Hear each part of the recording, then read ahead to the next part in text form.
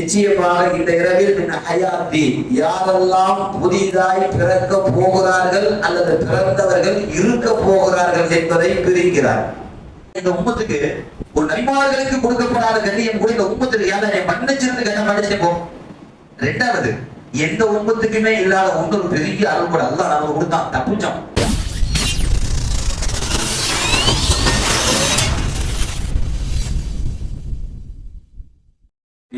بسم الله الرحمن الرحيم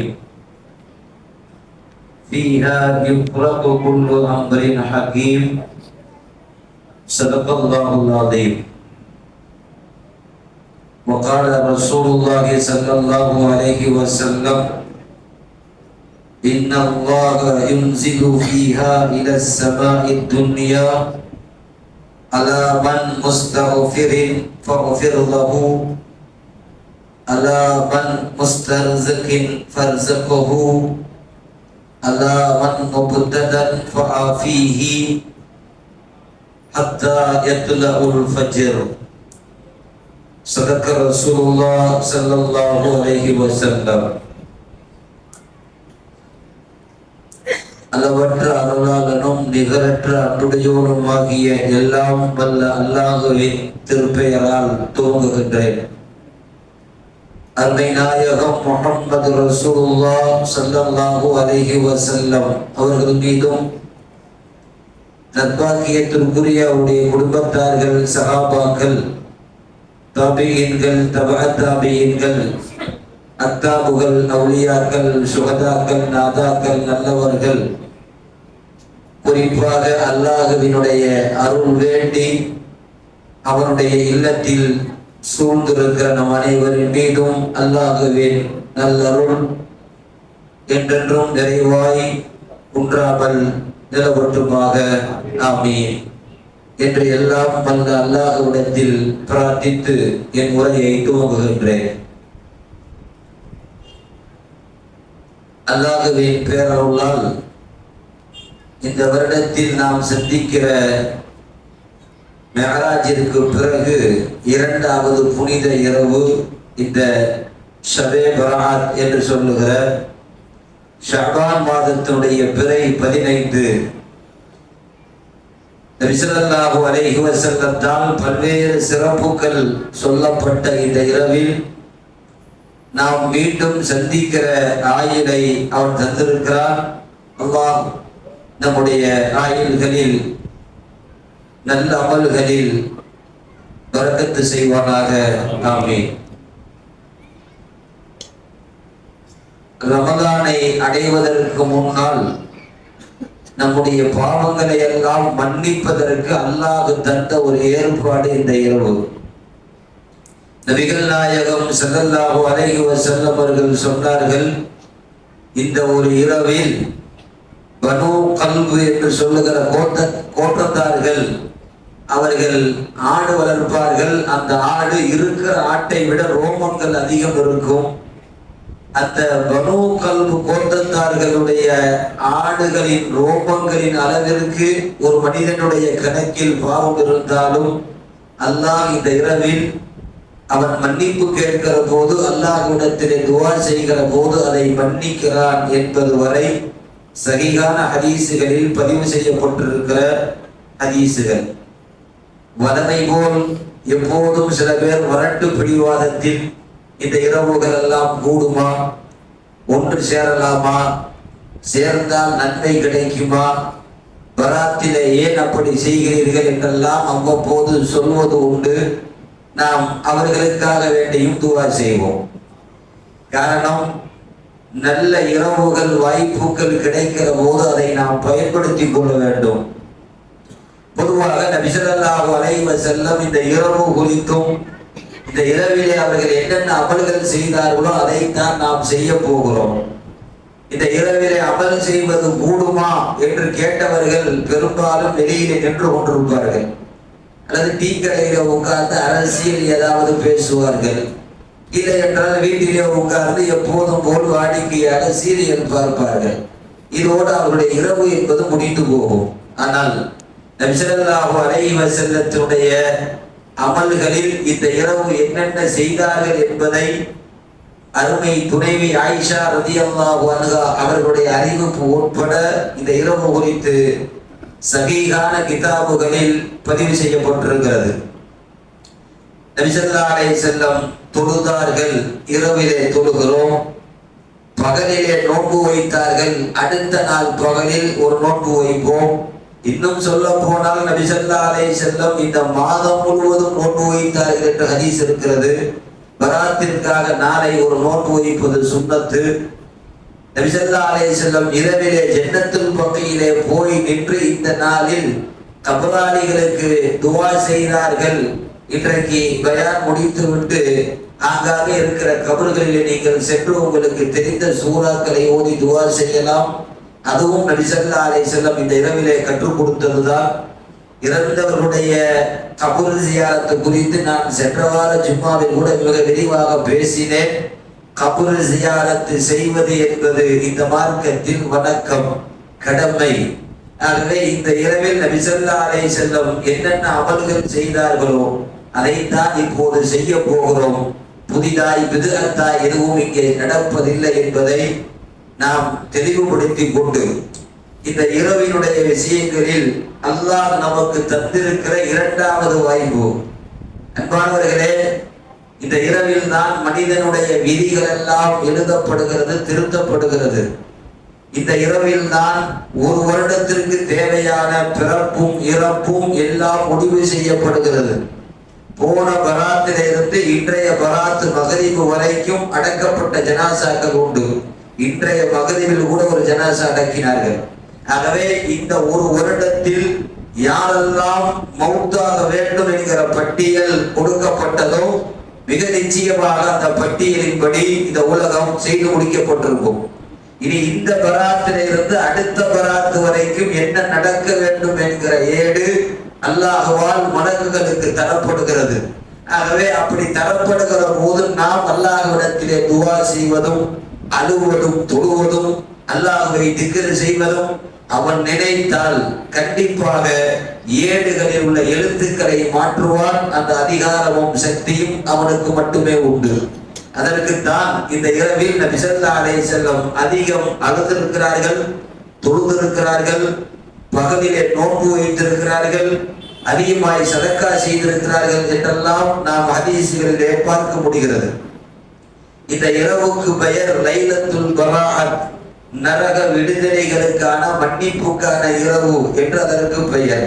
பெருமானார் ஸல்லல்லாஹு அலைஹி வஸல்லம் சொன்னார்களே, ஒரு ஆட்டின் உடலில் இருக்கிற ரோமங்களை விடவும் அதிகமான பாவத்தை அல்லாஹ் இந்த இரவில் ஒருவன் கை தூக்கினால் மன்னிக்கினால் இது பராஅத், நரகத்தை விட்டும் தடுக்கிற ஒரு இரவு. இதற்கு இன்னொரு பெயர் உண்டு, லைலத்துத் தஃப்ரீக், பிரிக்கக்கூடிய இரவு. என்ன பிரிக்கிறான்?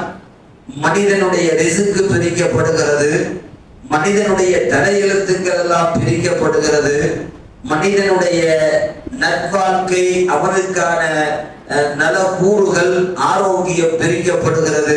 குர்ஆனில் ஃபீஹா யுஃப்ரகு குல்லு அம்ரின் ஹகீம், மிக நுட்பமான விஷயங்கள் ஒவ்வொன்றும் இந்த இரவில் பிரிக்கப்படுகிறது என்று அல்லாஹ் சொல்லுகிறார். இந்த இரவில் அது தீர்மானிக்கப்படுகிறது. தஃசீர்களிலே ஹஜ்ரத் இப்னு அப்பாஸ் ரலியல்லாஹு அன்ஹு இந்த ஆயத்திற்கு விளக்கம் தருகிறார்கள். அல்லாஹ் என்ன பிரிக்கிறான்? நிச்சயமாக இந்த இரவில் மின் ஹயாத்தி, யாரெல்லாம் புதிதாய் பிறக்க போகிறார்கள் அல்லது பிறந்தவர்கள் இருக்க போகிறார்கள் என்பதை பிரிக்கிறார். மினல் மௌத்தி, யாரெல்லாம் இந்த வருஷத்தில் மௌத்தாக போகிறார்கள் என்பதையும் பிரிக்கிறார். இந்த கூட்டத்தில் அடுத்த ஷாபால நான் வந்துடுவேன் யாராவது சொல்ல முடியுமா? இல்ல நான்லாம் இப்ப எல்லாம் மௌத்தாக ஆக மாட்டேன் அப்படின்னு நம்ம உறுதியா சொல்ல முடியுமா? நமக்கே தெரியாது. ஆகவே இருப்பதும் இறப்பதும் பிரிப்பது அவன் கையில் என்பதால், இங்க இருக்கிற யாருக்கும் அல்ல உலகத்தில் யாருக்கும் தெரியாது என்பதால் எழுதியவனிடம் நாம் கையேந்த வேண்டும். அதற்காக அமர்ந்திருக்கிறோம்.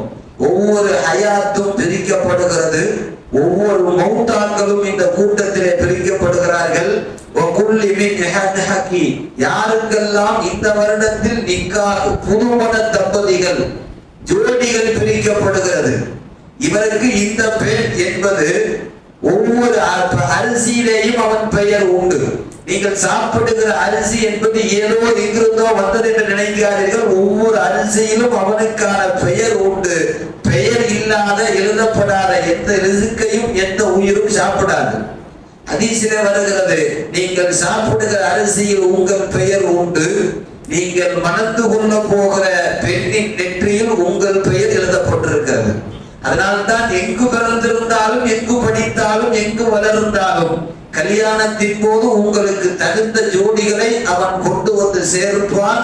ஆனால் அதை நீங்கள் மாற்ற முடியாது. ஆகவேதான் இங்கு யாருக்கெல்லாம் நிக்காஹ் நடக்க போகிறது என்பதையும் இந்த வருஷத்தில் அல்லாஹ் பிரிப்பார்.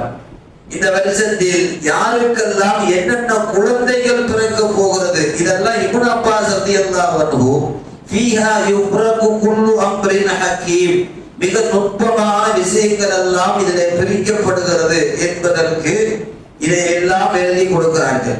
அன்பானவர்களே, பிரிக்கிற போது ஒருத்தர் நிறைய வச்சு பிரிச்சுட்டு இருக்கிறாரு, ரொட்டியோ அல்லது ஏதாவது ஒண்ணு வச்சு பிரிச்சுட்டு இருக்கிறாரு. பிரிக்கிற நேரத்துல எனக்கு கொஞ்சம் கொடுப்பான்னு கை நீட்டினா ஏதாவது கொஞ்சமாவது கிடைக்குமா இல்லையா? கண்டிப்பா கிடைக்கும். ரப்புல் ஆலமீன் கையேந்தி விட்டால் அந்த கைக்கு ஏதாவது கொடுப்பான். அதனால தான் பிரிக்கிற இந்த இரவில் நாம் எப்போதும் போல் இந்த இரவை கடந்து போகாமல் ஏதாவது கொஞ்சத்தை வாங்கிக் கொள்ள வேண்டும் என்கிற ஆர்வத்தை தான் நபி ஸல்லல்லாஹு அலைஹி வஸல்லம் தூண்டினார்கள். அதன்படித்தான் இங்கே இது போன்ற அமல்கள் நடைபெற இருக்கிறது. இந்த பயான் எல்லாம் நாம் பின்னால் செய்கிற திக்ர்களுக்கும் துஆவுக்கும் ஒரு பூஸ்ட், ஒரு விளக்கம், அதற்காகத்தான் பயான் செய்யப்படுகிறது. அதே போல இந்த இரவிலே அல்லாஹ் நமக்கு முதல் வானம் வரைக்கும் வருகிறான். இந்த இரவுக்கு உன்னத பெயர் லைலத்துல் குஃபரான், மன்னிக்கப்படுகிற இரவு. ஹதீஸில், சஹீஹான ஹதீஸில் நபி ஸல்லல்லாஹு அலைஹி வஸல்லத்துடைய அறிவிப்பு இப்படி வருகிறது, முதல் வானம் வரைக்கும் அல்லாஹ் வருவார். அது லைலத்துல் கத்ரா இருக்கட்டும், பராத்தா இருக்கட்டும், முதல் வானம் வரைக்கும் வருவான். அல்லாஹ் பூமிக்கு வரமாட்டான். அவன் பூமிக்கு வருவதில்லை. ஏனென்றால் ஆதம் செய்த தவறுக்கு தண்டனையாக தரப்பட்டதுதான் பூமி. அவர் சொர்க்கத்திலே வைத்தவன் அவர் சாப்பிடக்கூடாததை சாப்பிட்டதால் தண்டனை காலத்திற்கு தான் அவர் பூமிக்கு வந்தார். ஆகவே அல்லாஹ் பூமிக்கு வரமாட்டான், முதல் வாரம் வரைக்கும் வருவான். அது லைலத்துல் கத்ரிலே. இதே பராத்திலே அல்லாஹ் பூமிகள்ல முதல் வானம் வரைக்கும் வந்து விடுகிறான். காரணம், என் அடியார்கள் இப்படி கேட்க சொல்லுகிறான். நபி ஸல்லல்லாஹு அலைஹி வஸல்லம் சொன்னார்கள், இன்னல்லாஹ யன்சிலு ஃபீஹா இலா ஸமாஇ துன்யா, துனியாவினுடைய முதல் தட்டு முதல் வானம் வரைக்கும் அல்லாஹ் இறங்கி விடுகிறான் இந்த இரவில். என்ன கேட்க சொல்லுகிறான்? நீ கேளுன்னு மட்டும் சொல்லல, அல்லாஹ் மூணு கேட்க சொல்றான். அலா மன் முஸ்தக்ஃபிரின் ஃபக்ஃபிர் லஹு, நீங்கள் பாவம் செய்திருக்கிறீர்கள், பாவத்திற்கு மன்னிப்பு கேளுங்கள், நான் மன்னிக்கிறேன். வாண்டடா வந்து கேட்கிறான். அலாமன் முஸ்தர்ஸிகின், உங்களுக்கு உணவு தேவைப்படுவீர்கள், நீங்க உங்களுக்கு பசி வரும், உங்களுக்கு உணவில ஒரு நாட்டம் வரும், நீங்க ஒன்றும் வழக்கு இல்லை, ஆகவே ரிஸ்க்கு தேவை, மௌத்தாகிற வரை உணவு தேவை, என்னிடம் கேளுங்கள், ஃபர்ஸுகுஹு, உங்களுக்கு நான் தருகிறேன். மூன்றாவது, அலாமன் முப்தலா, உங்களுக்கு நோய் வரும், உங்களுக்கு பெருநோய்கள் பிடிக்கும், உங்களுக்கு முடியாமல் போகும், நீங்கள் ஒன்றும் வழக்கல்ல, நீங்கள் ஒன்றும் ஜின் இனம் அல்ல, உங்களுக்கு எல்லாம் தேவைப்படும், ஆகவே உடல் சுகத்தை கேளுங்கள், உங்களுக்கு தருகிறேன். இந்த மூன்றும் மனிதர்களால், ஏன் மலக்குகளால் கூட தர முடியாது, ரப்பு மட்டுமே தர முடியும். ஒரு பாவத்தை மன்னிப்பதாக இருந்தாலும் சரி, ஒரு படைப்புக்கு உணவை போதுமான அளவிற்கு கொண்டு வந்து கொடுப்பதாக இருந்தாலும் சரி, படுத்திருக்கிற மனிதனை, முடியாமல் இருப்பவனை மீண்டும் எழுப்பி நிற்க வைக்கிற பலம் கொடுப்பதாக இருந்தாலும் சரி, அல்லாஹ்வால் மட்டுமே முடியும். அதனால்தான் அல்லாஹ் என்னிடத்தில் இதை கேளுங்க என்று சொல்லுகிறார். அதனால் தான் இந்த மூன்றும் ஹதீஸ்ல வந்திருக்கிறதுனால இந்த மூணையும் அல்லாஹ் கேட்க சொல்றான். இதுவரைக்கும் ஹத்தா யுதுலஇல் ஃபஜ்ர், ஃபஜ்ர் நேரம் வரைக்கும் அல்லாஹ் அங்க முதல் வானத்தில் இருக்கிறார். ஃபஜ்ர் வந்தவுடன் அல்லாஹ்வுடைய வருகை முடிந்து போய்விடும். லைலத்துல் கத்ரிலும் அப்படித்தான் வருகிறது. ஹத்தா மத்துலஇல் ஃபஜ்ர், ஃபஜ்ர் வரைக்கும் அவன் முதல் வானத்தில் இருப்பான். ஆகவே முதல் வானத்திலே வந்து நீ கேளு, நான் தருவேன்னு சொல்றதற்கு காரணம், இந்த உம்மத்தின் மீது அல்லாஹ் வைத்திருக்கிற ஒரு மஹப்பத்து. நம்ம மேல அப்படி ஒரு பெரிய முகப்பத்துலாம் இல்ல. இந்த உம்மத்திற்கு தலைவராய் அனுப்பி வைக்கப்பட்ட முஹம்மது, அந்த முகத்துக்காக அப்படி ஒரு மதிப்பு. நம்ம அடிக்கடி சொல்றோம் இல்லையா, ஓ முகத்துக்காக தான் நான் விட்டுட்டு இருக்கேன், இல்லைன்னா 2 அரை அரைச்சிருப்பேன் அப்படின்னு சொல்லுவோம்ல. ஓ மேல உள்ள மதிப்புக்குனாலதான் நான் கொடுத்தேன், இல்லைன்னா கொடுத்துருக்க மாட்டேன் அப்படின்னு சொல்றோம்ல. ஒரு மனிதனுடைய ஒரு மதிப்பீட்டிற்காக நாம் சில விஷயத்தை இறங்கி போவதை போல அந்த முஹம்மது பெருமானாருடைய அந்த பெயருக்கும் அந்த உம்மத்திற்கும் அவர்கள் முகம் பார்த்து இந்த உம்மத்திற்கு அல்லாஹ் கொடுக்கிற சலுகை தான் இந்த முதல் வானம் வரைக்கும் அவர் வருகிறார்.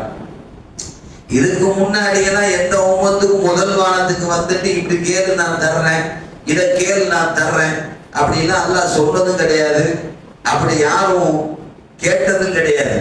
இந்த உம்மத்திற்கு அல்லாஹ் தந்திருக்கிற மன்னிப்பினுடைய விசாலம் அது.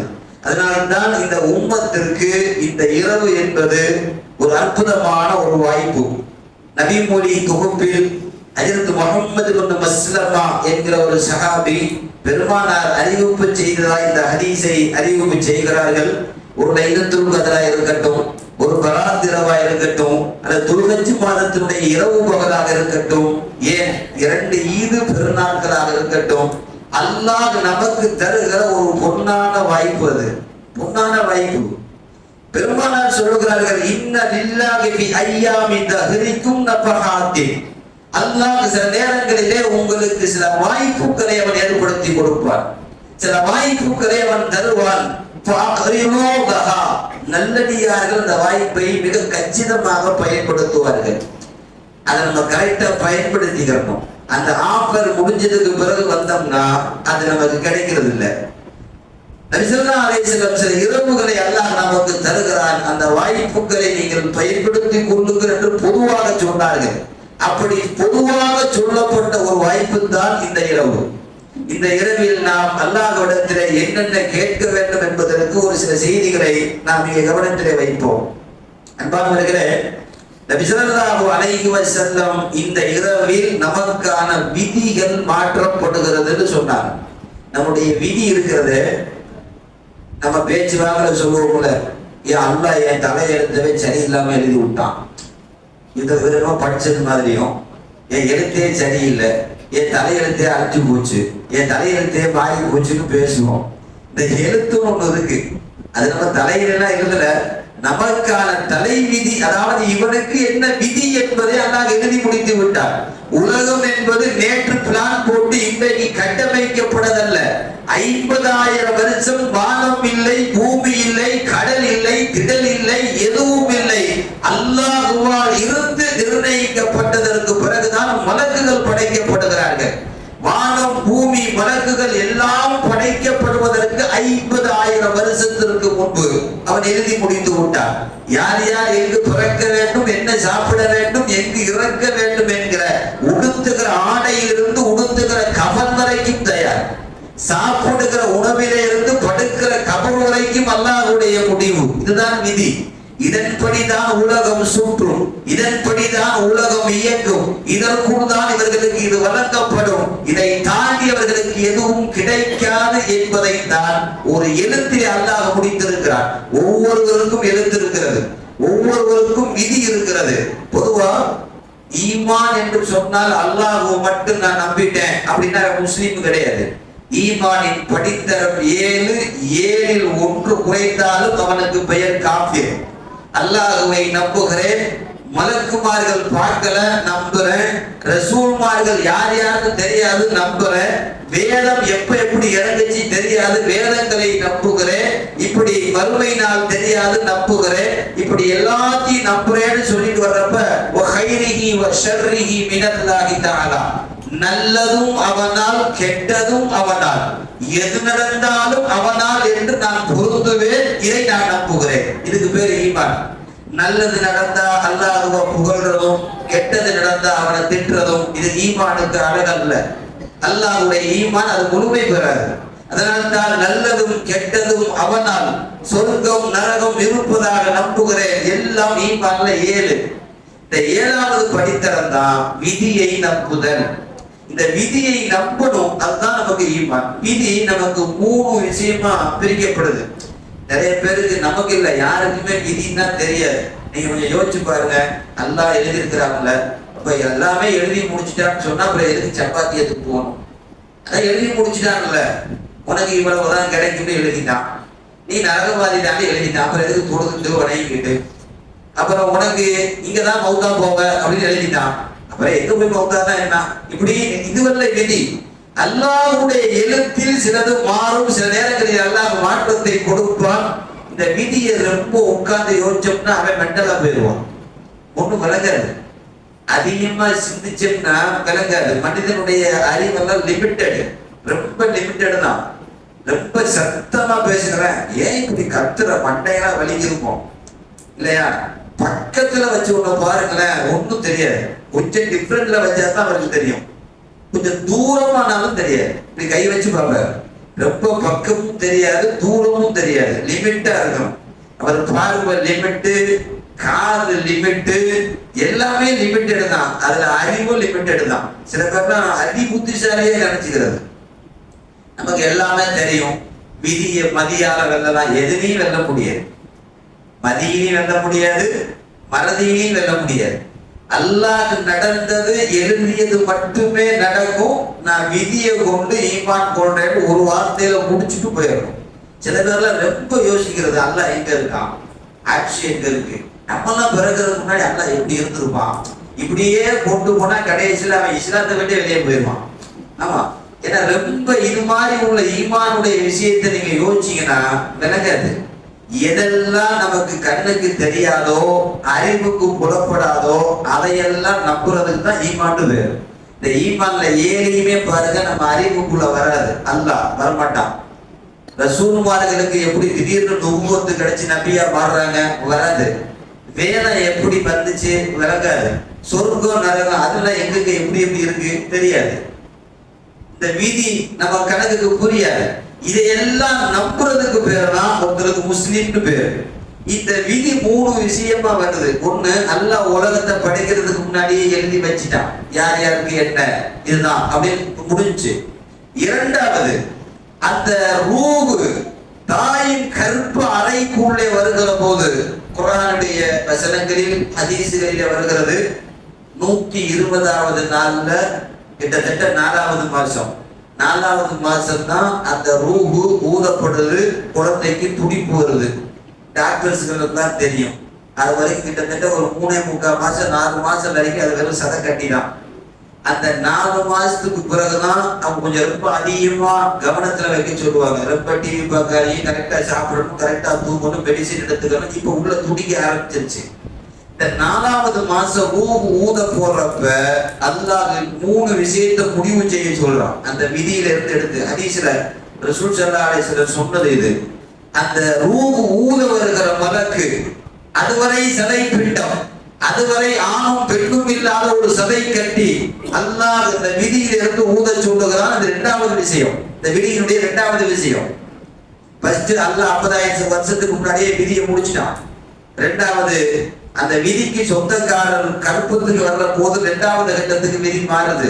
அல்லாஹ் எழுத சொல்றான். ஃபர்ஸ்ட் ரூஹ் ஊதப்படுகிற போது உனக்கான ஆயுள் இவ்வளவு. ரூஹே உன்ன ஊதல, அவர் கரெக்டா எழுதிடுறாரு, நீ 40 வருஷம் தான், நீ பிறக்கிறப்பே மௌத்தா போயிருவ, நீ பிறந்த 2 வருஷம் தான், உனக்கு 100 வருஷம் தான். அது பிறக்கிற போதே அதற்கான மௌத்தினுடைய அந்த உறுதிப்பாடு டேட்டு முடிவு செய்யப்படுது. 1. 2வது, இவனுடைய வாழ்நாளில் என்னென்ன சாப்பிடுவான் என்கிற ரிஸ்க்கும், இவன் வாழுகிற போது நல்லவனா அல்லது கெட்டவனா, நல்வாக்கியசாலியா துர்வாக்கியசாலியா, நரகவாதியா சொர்க்கவாதியா, 2 முடிவாகுது. 3வது, இது ஆம்பளை பிள்ளையா பொம்பளை பிள்ளையா, அப்பதான் தெரியுது. அது வரைக்கும் எந்த ஸ்கேனும் தெரியாது, எந்த டாக்டர்ஸ்க்கும் புரியாது. அது வெறும் சதை கட்டி தான். அதுக்கு பின்னாடி வேணா ஏதாவது ஒரு ஸ்கேன்ல அது ஆனா பெண்ணான சில விஷயத்தை வச்சு தெரிஞ்சுக்கலாம். 4 மாசம் வரைக்கும் யாராலையும் கண்டுபிடிக்க முடியாது. கர்ப்பத்தில் இருக்கிற குழந்தை ஆனா பெண்ணா என்பது 4 மாசம் வரைக்கும் ரப்புக்கு மட்டுமே தெரியும். குர்ஆன் அல்லாஹ் சொல்றான், அது வரைக்கும் யாருக்கும் தெரியாது. அப்ப ரூஹ் ஊதப்படுகிற போது நீ ஆண் குழந்தை, நீ பெண் குழந்தை அப்படிங்கிற மாதிரி அங்க ஊதப்படும். அதனாலதான் பெருமக்கள் எழுதுவாங்க, நீங்க ஆம்பளை புள்ள வேணும் பொம்பளை புள்ள வேணும்னு கேட்டா 4 மாசத்துக்குள்ள அல்லாட்ட துவா செஞ்சு முடிச்சிடணுமா. 4 மாசத்துக்கு பின்னாடி வந்து அஜர்த்து ஆம்பளை பிள்ளைக்கு துவா செய்யுங்க. எந்த அஜர்த்து துவா செஞ்சாலும் இப்ப கபூல் ஆகாது. அவர் ஊதிட்டு போயிட்டாரு. அவர் ஊதுனதுக்கு பின்னாடி ஆம்பளை புள்ளதான் வேணும்னா பொம்பளை புள்ளதான் பிறக்கும். ஏன்னா அவர் ஊதுனது அப்படி. அதனாலதான் ஒருத்தர் நிக்காவுக்கு முன்பிருந்தே எனக்கு இந்த குழந்தை வேணும்னு துவா செஞ்சா அவருடைய துவா தேவையின் போது கபூலாகும். நீங்க வேணா உண்மையிலேயே நீங்க நிக்கா முடிக்காதவங்க இப்பயே நீங்க துவா செஞ்சு பாருங்களேன். டெய்லி யாரா எனக்கு இந்த குழந்தை ஃபர்ஸ்ட் வேணும், 2வது குழந்தை இப்படி கேட்டீங்கன்னா கண்டிப்பா அந்த தேவையின் போது துவா கபூலாகும். நம்ம வந்து அப்பப்ப ரெடிமேடு துவா வீட்டுக்காரமாக கொண்டு வந்து பிரஷர் வாரில சேர்த்துட்டு நேரம் பள்ளியாசம் வருவாரு. எனக்கு ஆம்பளை பிள்ளைய கொடுத்துருவாங்களா? எப்படி கொடுப்பான்? ரெடிமேடு துவா. ஏன்னா நம்ம சாப்பிடுறதெல்லாம் ஃபாஸ்ட் ஃபுட்டு, போய் வந்தோடனே அப்படி சாப்பாடு, எல்லாமே ஃபாஸ்ட் ஃபுட்டு சாப்பாடு. இப்ப எல்லாம் எல்லா பஸ்ஸுமே express fast, point to point தான். எல்லாம் போறது ஃபுல்லா ஃபாஸ்ட். மொபைல்லாம் 5Gல இருந்து இப்ப வந்து என்னமோ ஜியா மாறிட்டு இருக்கு. எல்லாமே ஃபாஸ்ட். அதனால திங்கிறது, சாப்பிடுறது, போறது எல்லாம் ஃபாஸ்ட். மவுத்தும் ஃபாஸ்டா போச்சு. அப்ப ஃபாஸ்டா போயிடுறாரு. நான் என்ன சொல்ல வரேன்னா, அந்தந்த காலத்திற்கு முன்பே துவாவை வச்சா தான் துவா கபூல் ஆகும். இப்ப இந்த விதியினுடைய இந்த 2வது கட்டம், கர்ப்பத்தில் ஒரு குழந்தை வருகிற போது விதி சரி செய்யப்படுகிறது.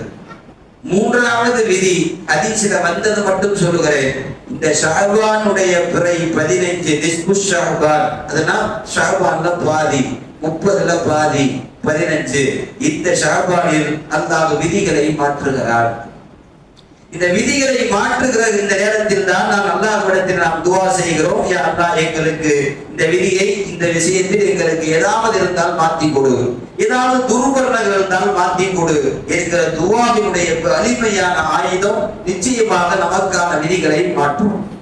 அது மாத்திரமல்ல, பொதுவாகவே இந்த விதியை எழுதுனது யாரோ அவன் தான் மாற்ற முடியும். பாஸ்வேர்ட் நம்ம செல்போன்ல இப்ப ஏன்னா வச்சாவே லாக் ஆயிடுது. அவர் வந்து கையை வைக்கணும், அவர் பார்க்கணும், அப்பதான் திறக்குது. அப்ப அவர் இல்லாம உள்ள போகவே முடிய மாட்டேங்குது பாஸ்வேர்டு.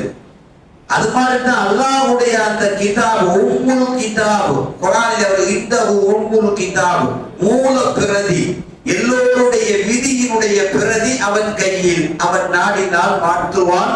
குர்ஆன்ல இன்ன தாலிக அலல்லாஹி யஸீரும், இந்த விதியை மாற்றுறது அவனுக்கு ரொம்ப லேசு.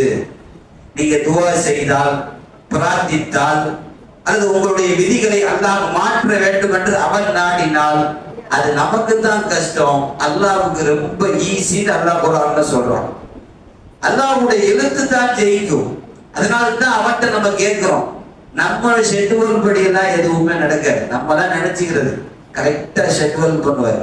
பிப்ரவரி 14 நம்ம இங்க இருக்க மாட்டோம், உம்ராவுக்கு போறோம். உம்ராவுக்கு அங்க போய் இந்த ஹோட்டல்ல தங்குவோம். அப்புறம் இங்க இருந்து அங்க எல்லாம் ஷெட்யூல் கரெக்டா இருக்கும். கடைசியில பிப்ரவரி 14 உம்ராவுக்கே போக மாட்டார். அவரே டிக்கெட்டை கேன்சல் பண்ணுவார். ஏன்னா ஏதாவது முக்கியமான ஒரு மவுத்து, அல்லது இவருக்கே உடம்பு சரியில்லாம, அல்லது இவரே மவுத்து, ஏதாவது ஒண்ணு நடந்துருமில்ல. நம்ம நினைக்கிறபடி நடந்தா ஏன் டிக்கெட் எல்லாம் கேன்சல் ஆகுது? நீங்க ஒரு நாளைக்கு ரயில்வே டிக்கெட்ல எத்தனை கேன்சல் ஆகுது போய் பாருங்க. அவன் தான் போட்டான், அவன் தான் பணம் கட்டினான், அவனே கேன்சல் பண்றான். ரலியல்லாஹு அன்ஹு சொல்லுகிறார்கள், அரஃப்துல்லாஹ பிஃஸ்கில் அஸாயிம், என் முடிவுகள் நான் என்னால் உடைக்கப்படுகிற போது, நான் எடுத்த முடிவுகள் மாற்றப்படுகிற போது அரஃப்துல்லாஹ், என் ரப்பை நான் அறிந்து கொள்கிறேன். என் ரப்பு எனக்கு மேல அவன் ஒரு ஷெட்யூல் போட்டு வச்சிருக்கான், நான் என் ரப்பை புரிஞ்சுக்கிறேன்னு சொன்னாங்க. ரலியல்லாஹு அன்ஹு. நம்ம போடுற பட்டியெல்லாம் நடக்காது. அவன் எழுதின எழுத்து, அவன் வைத்த அந்த உலகத்தினுடைய அந்த எழுத்து தான் எப்போதும் ஜெயிக்கும், அதுதான் நடக்கும். அதனால் தான் எழுதிய எழுத்து எதுவோ, யார் எழுதினானோ அவனிடத்தே நாம் துஆ செய்கிறோம். யா அல்லாஹ், எங்களுக்கு நல்ல விதியை கொடு, விதியில் ஏதாவது தவறுகளாக இருந்தால் அதை எங்களுக்கு மாற்றி கொடு என்று அல்லாஹ்விடத்திலே கேட்கிறோம். பெருமானார் ஸல்லல்லாஹு அலைஹி வஸல்லம் ஒவ்வொரு நாளும் செஞ்ச துஆக்கள்ல இந்த துஆ வருது. 5 நேரத்துல ஏதாவது ஒரு நேரத்துல இந்த துவாவை செஞ்சிருவாங்க. நம்ம காலையில படிக்கிறவன் மிஷ்காத்து, அதுல துவாவுடைய பட்டியல இந்த துவா மிக முக்கியமா எழுதப்பட்டிருக்கு. பெருமாள் ஸல்லல்லாஹு அலைஹி வஸல்லம் சொல்லுவாங்க, அல்லாஹும்ம மானி அனிமா அத்தைத். யா அல்லாஹ், நீ கொடுக்கிறதை உலகத்துல எவனும் தடுக்க முடியாது. எனக்கு தானே நீ எழுதிட்டன்னு சொன்னா அதை தடுக்கிற சக்தி துனியாவுக்கே கிடையாது. அல்லாஹும்ம மானி அனிமா அத்தைத், நீ கொடுப்பதை உலகத்தில் எவனாலும் தடுக்க முடியாது. வலா முஅத்தி லிமா மனஅத, நீ தடுத்ததை உலகமே சேர்ந்தாலும் கொடுக்க முடியாது. நீ கொடுத்தா தடுக்க முடியாது. நீ தடுத்து வச்சுட்ட இது உனக்கு இல்லைன்னு சொன்னா நீ என்னதான் துணியாவுல பல்டி அடிச்சாலும் சரி, விரட்டாலும் சரி, ஒண்ணும் நடக்காது. நபி ஸல்லல்லாஹு அலைஹி வஸல்லம் 3வது கேப்ல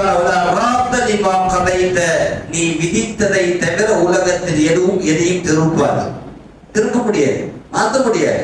அவன் நடந்தது, அவன் விதித்தது, அவன் விதி எழுதியது எதுவோ அது மட்டும்தான் துனியாவிலே நடக்கும், நடந்திருக்கிறது.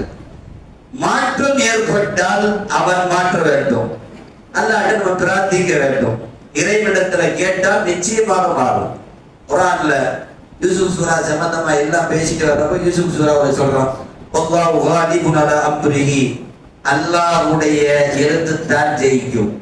அவன் காரியத்தில் அவன் மிகைத்தவன், அவன் காரியத்தில் அவன் தான் மிகைப்பான். வலாகின் அக்ஸரன் நாஸி லா யஅலமூன், நிறைய மக்களுக்கு இதுல ஒண்ணும் தெரியாம இருக்காங்க, விளங்காம இருக்காங்க.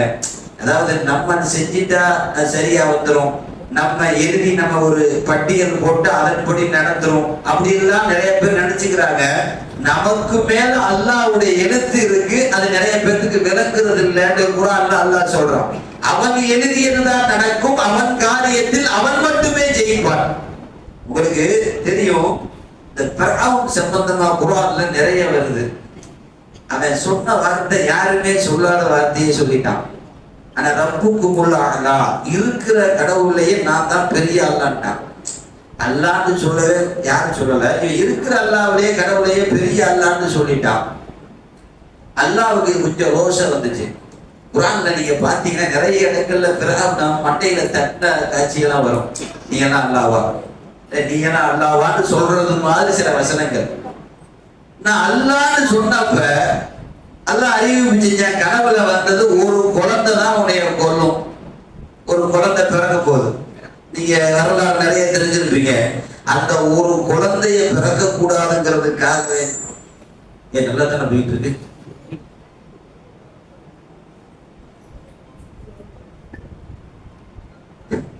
ஒருத்தர் சொன்னார், உங்க மைக்கு நல்லா இருக்கு, ரம்ஜான் வந்துச்சுன்னா கரெக்டா ஆரம்பிக்கிட்டாரு.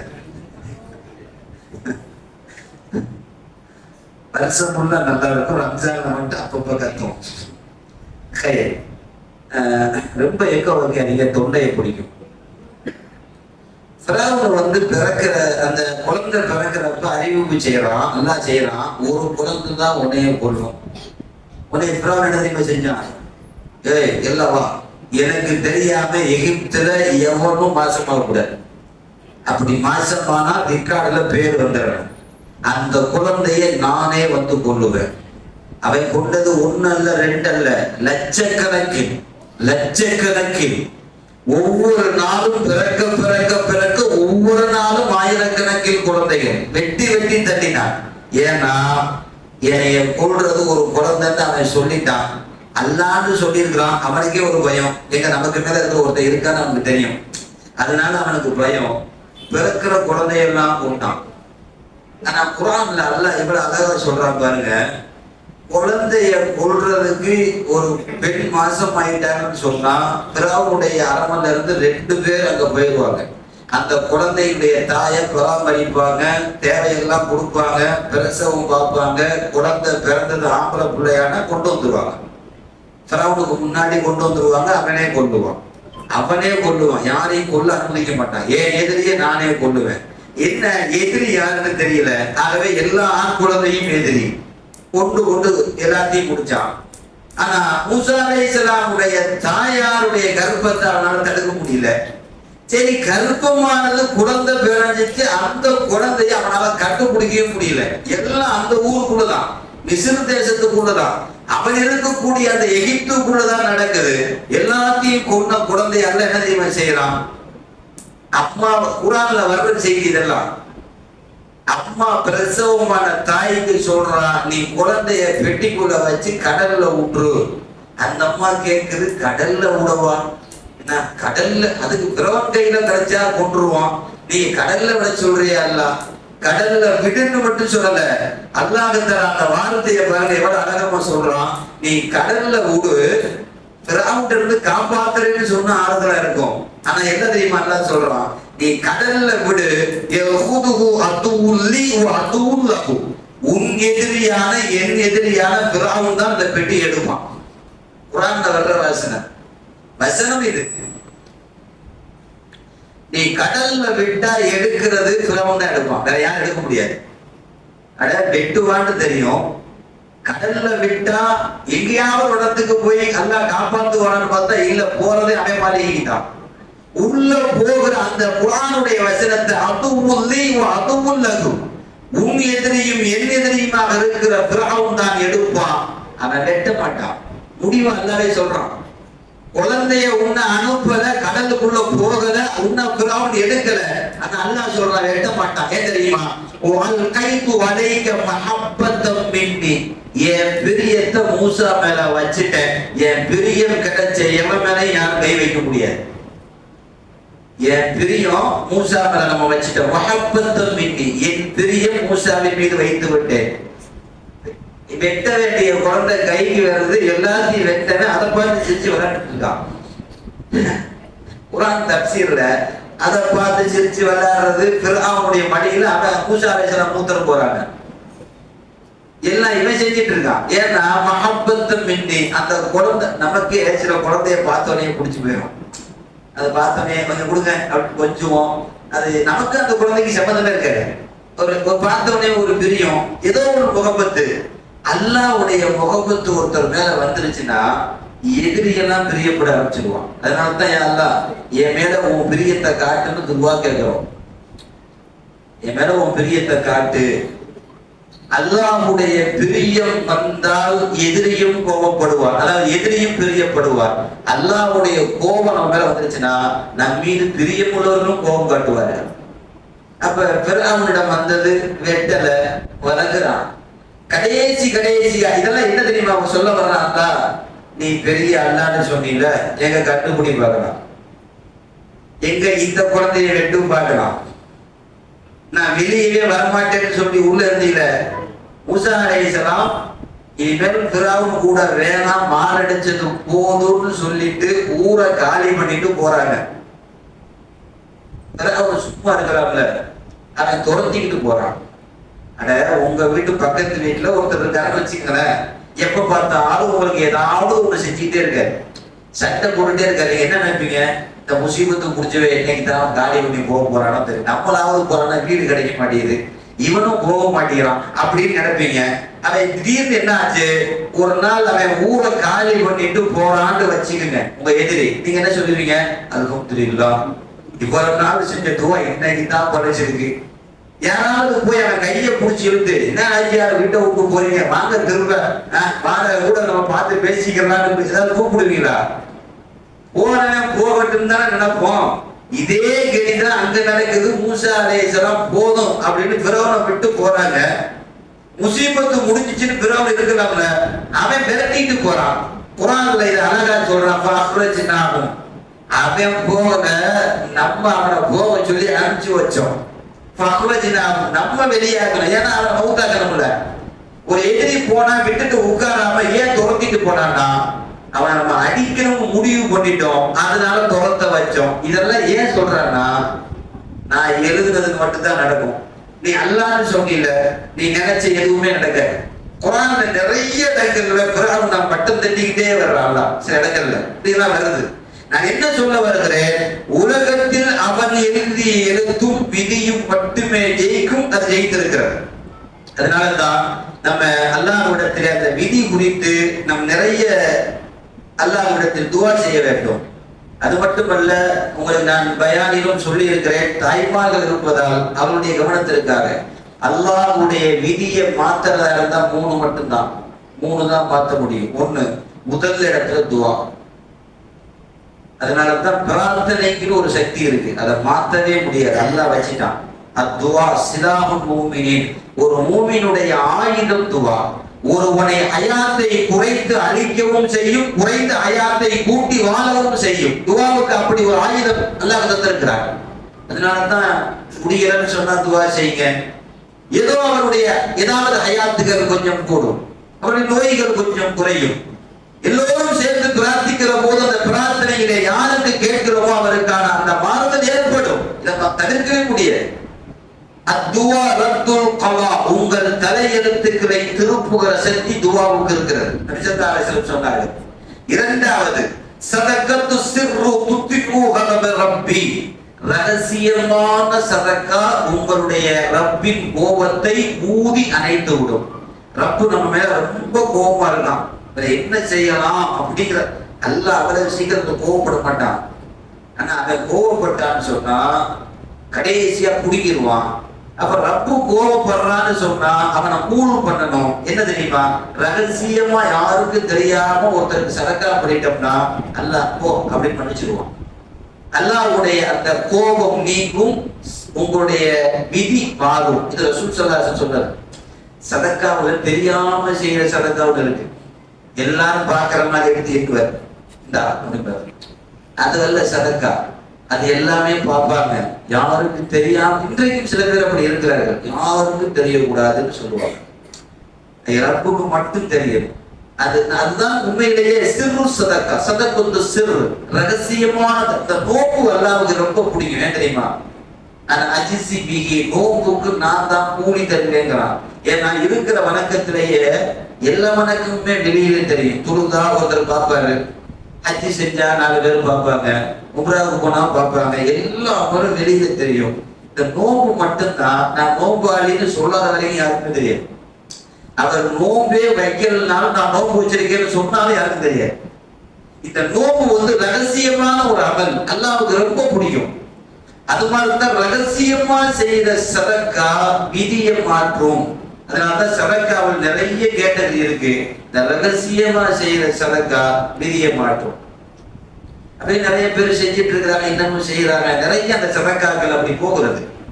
மூணாவது, பெருமானார் சொன்னாங்க, சிலத்து ரஹ்மி தஸீது பில் உம்ரி, தாய் தந்தையை. இப்ப பஜ்ர்ல உள்ள கிட்டத்தட்ட 1 மாசமா இந்த சப்ஜெக்ட் தான் ஓடிட்டு இருக்கு.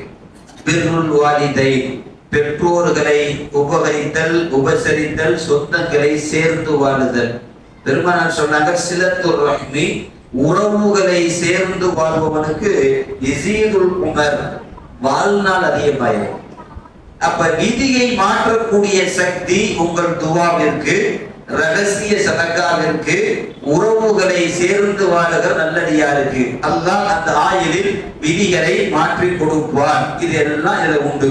அதனாலதான் இந்த இரவுகள்ல துவா செய்யறோம், அல்லாஹ்ட்ட பிரார்த்திக்கிறோம், நோம்பு வைக்கிறோம். அடுத்த நாள் காலையில நோம்பு வைக்கிறோம், முடிஞ்ச சதக்காக்களை செய்யலாம். இதுவெல்லாம் நமக்காக இந்த இரவிலே பிரிக்கப்படக்கூடிய இந்த விதிகளை நிச்சயமாக அல்லாஹ் மாற்றுவான் அப்படிங்கிற ஒரு நம்பிக்கை. இரண்டாவது, மகரிபில 3 யாசின் ஓதணும். யாசின் சூரா சம்பந்தமா உங்களுக்கு தெரியும். ஆனா ஒரே ஒரு விஷயம் தெரிஞ்சுங்க, உலகத்துல எல்லாத்துக்கும் ஹார்ட் இருக்கும், இதய துடிப்பு. நின்றுச்சுன்னா அவர் மௌத்தா போயிட்டாருன்னு இருக்கும். மொத்தம் டாக்டர் அங்க வைக்கிறதே அங்கதான் வச்சு பார்ப்பாரு. அப்புறம் கையை பிடிச்சு பார்ப்பாரு. ஃபர்ஸ்ட் இங்க வைப்பாரு, என்ன ஹார்ட் நின்றதுக்கு பிறகு துடிப்பு இருக்கான்னு பார்ப்பாரு. எவ்வளவு நேரம் ஆச்சு, எவ்வளவு நேரத்துக்கு டிஃபரெண்ட்ல துடிக்குது அப்படின்னு பார்ப்பாரு. அதுலயும் தெரிஞ்சு போயிடும். மூணாவது, அவர் நல்லா இருந்தா வாயை திறந்து பார்ப்பாரு. வாயை திறந்து பார்த்தாலே தெரிஞ்சு போயிடும் அவர் லட்சணம் என்னன்னு. ஏன்னா அவர் போடுற பாஸ்பராதுல இருந்து, குடிக்கிற பீடியில இருந்து, அல்லாஹ் அக்பர். சில பேர்லாம் கொட்டாயை விட்டாங்கன்னா சைத்தானே உடனே நுழைய மாட்டான். அவுது பில்லான்னு நம்ம சொல்றோம்ல, சைத்தான் வாயை திறந்து மூடிக்கங்க. ஏன்னா சைத்தான் கரெக்டா போய் கக்கூசுக்கு போற மாதிரி அவன் வாய்க்குள்ள நுழைஞ்சிடறான், சிறுநீர் கழிக்கிறான்னு வருது. ஆண்டு சொன்னோம்னா கைய வச்சுக்கங்க. தொழுகையில உங்களுக்கு கொட்டாயம் வந்துருச்சுன்னு சொன்னா வலது கைய வைக்கணுமா இப்படி, ஏன்னா முன்னாடி அண்டா இருக்கான். தொழுகையில மற்ற நேரங்கள்ல கொட்டாயம் வந்தா இடது கைய வைக்கணுமா இப்படி, ஏன்னா இந்த கை என்ன செய்யணும் உங்களுக்கு தெரியும். ஆகவே இப்படி வைக்கணுமா. மற்ற நேரங்கள்ல தொழுகையில கொட்டாய் வந்தா வலது கையை இப்படி வைக்கணும். ஏன்னா சைத்தான் அந்த வாய்க்குள்ள போய் அவன் அசிங்கம் பண்றான். என்ன சொல்ல வர்றேன்னா, இவர் வைக்கிற வாயில கொட்டாய்க்கு கூடவே தேவையில்லை, சைத்தானே விளைய மாட்டான். அடிக்கிற வாடையில அவன் தெரிஞ்சு ஓடிடுவான். அல்லாஹ் ஒருத்தர். உண்மையிலேயே இந்த மாதிரி ஆளுகளுக்கு குடும்பம் நடத்தக்கூடிய தாய்மார்களுக்கு நோபல் பரிசே கொடுக்கலாம். அதே ஏதோ ஒரு கதை ஒண்ணு சொல்லுவாங்க இல்லையா, இந்த செம்பரி ஆடு மேல பாத்தீங்கன்னா ரொம்ப நாள் கட்டி இருந்தோம்னா ஒரு வாடை அடிக்க பாத்தீங்களா. செம்பரி ஆடு குளிக்க வைக்காம கட்டியே வச்சிருக்கேன், மூக்குல சரி உடம்பு ஃபுல்லா ஒரு நாத்தை அடிக்க ஆரம்பிக்கும். எல்லா பேரும் அந்த ஆட்டை வச்சு எத்தனையோ 2-3 நாடுகள்ல இருந்து ஆடுகளை கூட்டி அமெரிக்காரனை கொண்டு அந்த ஆட்டு பக்கத்துல போய் நீ தொட்டுட்டு வந்தா உனக்கு இந்த பரிசு. அந்த அமெரிக்காரர் ரொம்ப சுத்தமான ஆடு. அவர் ஓரளவுக்கு போனாரு பக்கத்துல போனாரு, ரொம்ப முடியல, தொட முடியல, அவன் ஓடி வந்துட்டான். அப்புறம் அடுத்து ஒரு நாட்டுக்காரனை கூட்டு போய் நீ தொடு அப்படின்னா அவரும் ஓரளவுக்கு போயிட்டா, தாங்க முடியல, குடிக்கிட்டு போயிட்டாரு. கடைசியில நம்பாடு, நான் சொன்னேன்ல சைத்தா ஓடுவாடு, அவரு போய் தொற்றுக்காரு, ஆடு ஓடி போச்சு. ஏன்னா இதுக்கு மேல நம்ம இங்க இருந்தோம்னா நம்ம குர்பானி நினைச்சிட்டு அது அத்துக்கு போயிடுச்சுன்னு சொல்லுவாங்க. நான் என்ன சொல்ல வரேன்னா, நம்முடைய எல்லா விதமான விஷயங்களையுமே இந்த யாசின் ஓதுற போது ஹார்ட், இந்த இதய துடிப்பு, அதுதான் நம்ம ஹயாத்தை காட்டும். இந்த யாசின் சூரா குர்ஆனுக்கு ஒரு ஹார்ட்னு சொன்னாங்க ஸல்லல்லாஹு அலைஹி வஸல்லம். குர்ஆன் இதய துடிப்பு. இந்த யாசின் சூராவை ஓதிட்டு நம்ம கேட்டது 3 ரொம்ப முக்கியமான செய்தி. 1 பாவ மன்னிப்பு, 2 ரிஸ்க், 3 ஆரோக்கியம். இதை மட்டும் நம்ம லைட்டா சொல்லிட்டு நம்ம இன்ஷாஅல்லாஹ் திக்ர் செஞ்சுட்டு துஆவோட முடிச்சிடலாம். ஏன்னா இந்த 2-3யுமே கொஞ்சம் நம்ம கவனத்துல வைக்கணும். 1 பாவ மன்னிப்பு நம்ம கேட்கிறதே கிடையாது. அதனால்தான் ரம்ஜான்ல 3ஆ பிரிச்சால 2வது பகுதியை பாவ மன்னிப்புன்னு வச்சான். அப்பயாவது கேட்டு தூக்கட்டா இருக்கும். நம்ம இந்த மாதிரி இரவுகள்ல அல்லாஹ்ட்ட மன்னிப்பு கேட்கணும். அன்பானவர்களே, இந்த உம்மத்துக்கு பாவ மன்னிப்பு, ஒரு பாவம் செஞ்ச உடனேயே நன்மை செஞ்ச உடனேயே நன்மையை எழுதிடுவாங்க. இந்த பாவம் செஞ்சா பதிவு செய்யற மலக்கு இடது பக்கம் உட்கார்ந்துருக்காரு. இந்த இடது பக்கம் உட்கார்ந்துருக்கிற மலக்குக்கு என்ன உத்தரவு தெரியுமா? ஹதீஸ்ல சித்த சாஅத்தின் 6 நிமிஷம் வரைக்கும் தாமதிக்கணும். நன்மையை எழுதின மாதிரி இப்ப பாவத்தை எழுத முடியாது, எழுதக்கூடாது. ஏன்னா இந்த 6 நிமிஷம் அந்த அடியான் தௌபா செய்யறான்னு பாரு, அல்லாஹ் மன்னிச்சிரு அஸ்தக்ஃபிருல்லாஹ் அப்படின்னு சொல்லி அவர் வருத்தப்படுறான்னு பாரு. வருத்தப்படலையா, அதுக்கு பிறகு அந்த பாவத்தை பதிவு செஞ்சிரு.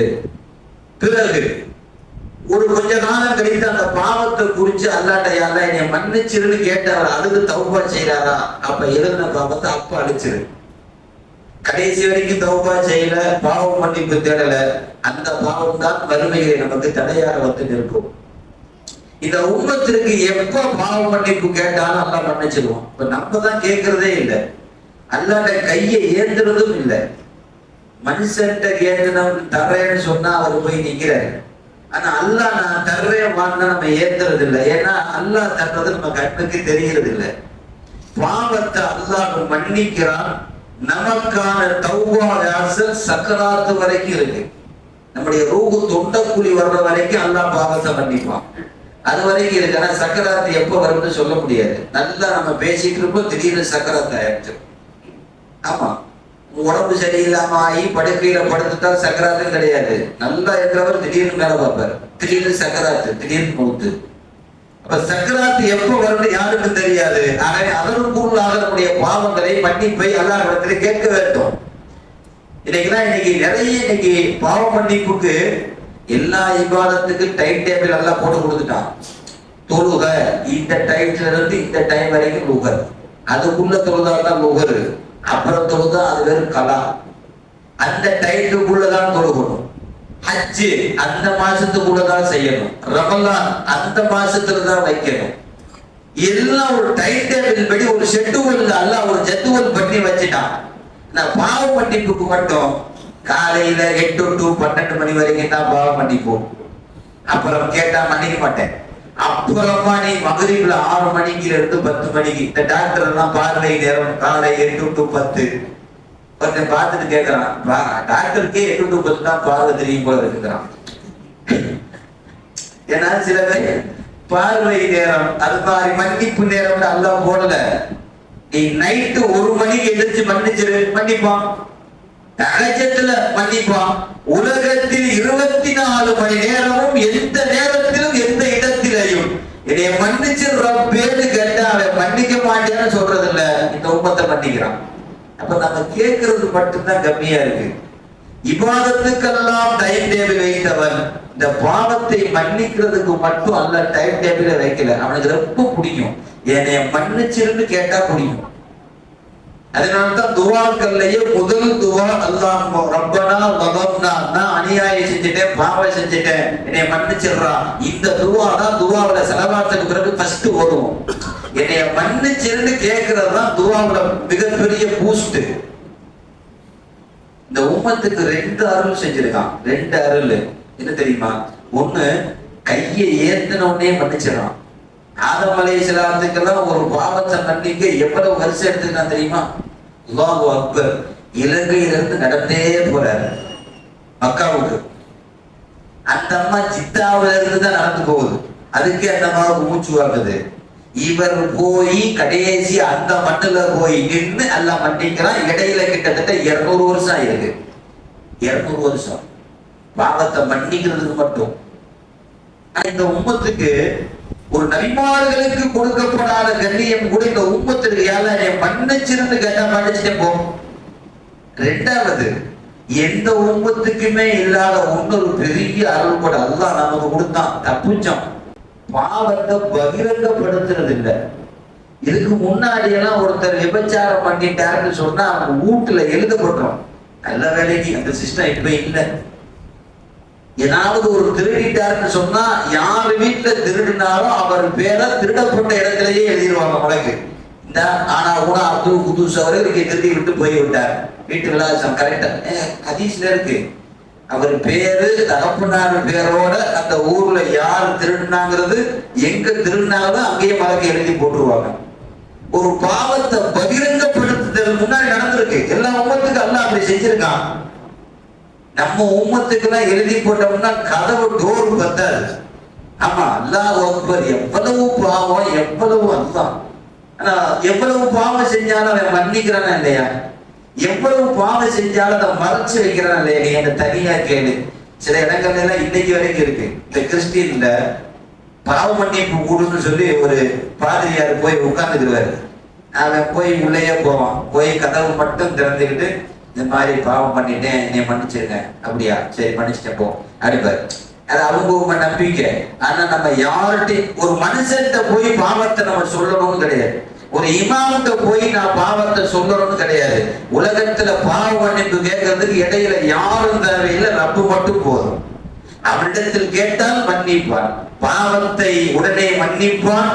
உடனடியாக அல்லாஹ் தஆலா தண்டனை தராமல் நிறுத்தி வைக்கிறான். பாவத்தை மறைத்து வைக்கிறான். இது எல்லாம் நமக்கு செஞ்ச அருள். அப்ப நம்ம எவ்வளவு தூரம் அல்லாஹ் நமக்கு நன்றி உள்ளவனா இருக்கணும். இந்த இரவில் மன்னிப்பை நாம் அதிகம் கேட்க வேண்டும். 2வது, ரிஸ்க். உலகத்துல யாருடைய உணவுக்கும் யாரும் பொறுப்பு ஏற்கவே முடியாது. நான் பார்த்துக்கிறேன், நீ பயப்படாம இரு, நீ மௌத்தா போற வரைக்கும் நான் செலவேற்றுக்கிறேன்னு சொல்லலாம், செய்ய முடியாது. ஏன்னா அவருக்கு முன்னாடி இவர் போயிடுவார், அல்லது காசு பணம் இல்லாம இவர் கோண்டி ஆயிடுவாரு. அப்பப்ப ஒரு காலத்துல சொன்னேன் நல்லா இருந்துச்சு, இப்போ ஒண்ணும் இல்லை, நமக்கே கடை மூச்சு வாங்குது, அதை செய்ய முடியாது. அதனாலதான் ரிஸ்க யாரு கையிலுமே அல்ல தரல. மனுஷனுக்கு 3 வியாதி இருக்கு. ஒண்ணு மறுப்பான், அவனுக்கு பிடிச்சாலா கொடுப்பான். ரிஸ்க் அல்லாஹ் மனுஷன் கையில கொடுத்தா என்ன நடக்கும் தெரியுமா? இவர் யாரெல்லாம் லவ் பண்றாரோ அவருக்கா கொடுப்பாரு. ஆமா, லவ்னு அன்புன்னு வச்சுக்கங்களேன். ஆமா, இவர் யாரெல்லாம் நேசிக்கிறாரோ அவங்களுக்கு போட்டு கொடுப்பாரு. இடையில எனக்கு கொஞ்சம் கூட உனக்கெல்லாம் கிடையாது அப்படின்னு பார்த்த உடனே கோவப்படுவார். மறுப்பான். மனுஷனுக்கு அந்த புத்தி இருக்கு, தெரிஞ்சவனுக்கு மட்டுமே கொடுப்பாரு. நிக்கால பார்த்தா 2 தடவை வைப்பாரு கேசரி. அப்ப ரொம்ப ஃபிட்னு அர்த்தம். சில பேர் கேட்டு கொஞ்சம் வையப்பா, அது எடுத்து பாதி கரண்டிலேயே அந்த மாதிரி ஸ்டிக் எங்க கண்டுபிடிக்கிறேன்னு தெரியல, பாதியை வச்சுட்டு மீதியை வளைச்சிட்டு கொண்டு போயிடுவான். ஏன்னா அவருக்கு ஒரு பிடிக்கிறது அர்த்தம். ஒண்ணுமே கொடுக்க மாட்டாங்க. மறுக்கக்கூடியது அல்ல, அது அல்லாஹ்வை தவிர மனுஷன் ரிஸ்க் கொடுத்தா ஒண்ணு மறுப்பான், ரெண்டாவது மறப்பான். கொடுக்கலாம்னு இருந்தேன், ஐயோ மறந்துட்டேனே போ. நம்ம வீட்டுல வளர்க்கக்கூடிய செல்லப்பிராணிக்கு திடீர்னு தீனி போட மறந்துடுவாரு, ஏதாவது மறந்துடுவோம். ஒண்ணு மறுப்போம் அல்லது மறப்போம், மூணாவது இறப்போம். இந்த மூணுக்கும் அப்பாற்பட்டது இறைவன். அவன் மறுக்க மாட்டான், பாவிகளுக்கும் தருவான். அவன் மறக்க மாட்டான், எப்போதும் ரிசுக்களை கொண்டு வந்து சேர்ப்பான். அவன் இறக்க மாட்டான், ஐயுள் கையும், எப்போதும் அவன் உயிரோடு இருப்பான். இந்த மூணும் யாருக்கு இருக்கோ அவன் தான் ரிசுக்கை கட்டமைக்க முடியும். அவன் தான் உலகத்திற்கு ரிசுக்கின் ஓட்டத்தை மிக சரியாக செவ்வையாக அமைக்க முடியும். அதனால்தான் மனுஷன் கையில ரிசுக்கு அல்லாஹ் வைக்கல, ஏட்ட கேளுங்க அல்லாஹ். நம்ம அல்லாஹ் விட்டு என்னைக்கு நம்ம மனுஷன்ட்ட போய் நிக்கிறோமோ அல்லாஹ் என்ன செய்வான், உன் தலைவலி அவன்கிட்ட போய் வாங்கிக்க விட்டுருவான். நம்ம திரும்ப இதை உணர்ந்ததுக்கு பிறகு அல்லாஹ்ட்ட கேட்டதான் அல்லாஹ் தருவான். அல்லாஹ் கையூர் ராசிக்கேன், அவன் தான் உணவுகளை மிக சரியாக கட்டமைப்பான், மிக சரியாக கொண்டு வந்து கொடுப்பான். வானத்தினுடைய கசானாக்கள் உணவுகள் எல்லாம் என்னிடத்தில் இருக்கிறது. குர்ஆன்ல இந்தனா கஸாயினுஹு வமா நுனஸ்ஸிலுஹு இல்லா பிகத்ரின் மஅலூம், உங்களுக்கு தேவையான மொத்த ரிஸ்கை நம்ம வானத்துல வச்சிட்டோம், உங்களுக்கு தேவைக்கு மட்டும் ரிஸ்க தர்றோம்ங்கற அல்லாஹ். உங்களுக்கு புரியுற மாதிரி சொல்றதா இருந்துச்சுன்னா, ஒருத்தருக்கு 60 வருஷம் வாழ்றாருன்னு வச்சுக்கங்களேன், 60 வருஷம் வாழ்றவரை கூப்பிட்டு உனக்கு தேவையான 60 வருஷத்துடைய தோசை மாவு, சாம்பார் பொடி, காய்கறி, ரம்ஜான் 60 ரம்ஜான் நோம்பு கஞ்சி, இந்த வடை, பேரிச்சம்பழம், இவர் 60 வருஷம் சாப்பிடுற எல்லா ரிஸ்கையும் மொத்தமா கொடுத்துட்டோம். குர்ஆனுடைய இதுதான் வசனம். மொத்தமா கொடுத்துட்டா என்ன ஆகும்? அவன் ஒவ்வொரு கையும் சாப்பாடு தூக்கி அடைய வேண்டியதான். கொஞ்சம் சூடு ஏற்றி கொடுக்குறேன், தேக்சாவா அரிசி, தேக்சாவா காய்கறி, என்ன ஆகும்? உலகமா இருக்குமா?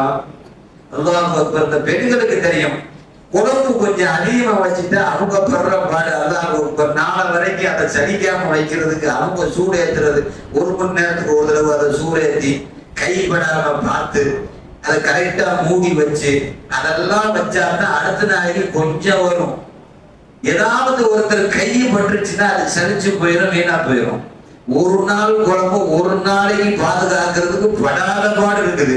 60 வருஷம் ரிஸ்க ஒருத்தர் பாதுகாக்க ஆரம்பிச்சா என்ன ஆகும்? அவன் தொட முடியுமா? வியாபாரத்துக்கு போக முடியுமா? இல்ல என்ன ஆகும்?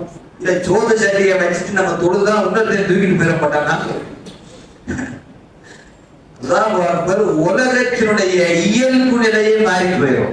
அல்லாஹ் சொல்றான், உங்களுக்கு தேவையான நேரத்தில் நான் தான் ரிஸ்கை கொடுக்க முடியும். அவ்வளவு ரிஸ்கையும் நான் மட்டுமே பாதுகாக்க முடியும். நேரத்துக்கு தகுந்த மாதிரி அல்லாஹ் கொடுக்குறான். அல்லாஹ் அக்பர். உலகத்துல ஒரு நாளைக்கு சுபுல இருந்து இரவு வரைக்கும் எத்தனை உணவு ஓட்ட நிக்கிறதே இல்லைங்க. 24 hours, இரவு பகல் ரிஸ்க் போயிட்டே இருக்கு. உலகத்துல இப்ப யாரோ சாப்பிடுவாங்க, உலகத்துல யாரோ ஒரு விருது நடக்கும், எப்பயுமே சாப்பிட்டு இருப்பாங்க. உலகத்துல ஏதாவது ஒரு ரிஸ்க் பட்டுவாடா. அல்லாஹ்வால் மட்டுமே ரிஸ்க் தர முடியும். ரிஸ்க் நிக்கிறதே இல்லை. உலகத்தில் எத்தனை படைப்பு அல்லாஹ் அக்பர். கடல்ல மட்டும் இன்னைக்கு வரைக்கும் நேஷனல் ஜியோகிராபிக் சேனல்ல இருந்து சொல்றாங்க, நாங்க ஆரம்ப காலத்துல இருந்து கடலை நாங்க ஆய்வு செய்யறோம். இதுவரைக்கும் நாங்க 28,000 சில்லற மீன் வகையை தான் கண்டுபிடிச்சிருக்கோம். இன்னமும் மீன் வகை உள்ள இருக்குதான். மீன் வகையை கூட எங்களால சரியாக அளக்க முடியல. ஒவ்வொரு நாள் ஒவ்வொரு படைப்பு. கல்லு மாதிரி இருக்கு, கடைசியில் அது மீன் மாதிரி போகுது. புல்லு மாதிரி இருக்கு, கடைசியில் புழு மாதிரி வளைஞ்சிட்டு போகுது. மீன் வகையில் எத்தனை, வானத்திற்கு மேலே எத்தனை படைப்பு, பூமிக்குள்ள எத்தனை படைப்பு, கடலுக்குள்ள எத்தனை படைப்பு, கல்லுக்குள்ள எத்தனை உயிரினங்கள். இது அனைத்திற்கும் குறித்தபடி குறித்த இடத்தில் கொண்டு வந்து சேர்ப்பது ரப்பால் மட்டுமே சாத்தியம். உலகத்துல யாரும் அந்த ரிஸ்க முடியவே முடியாது.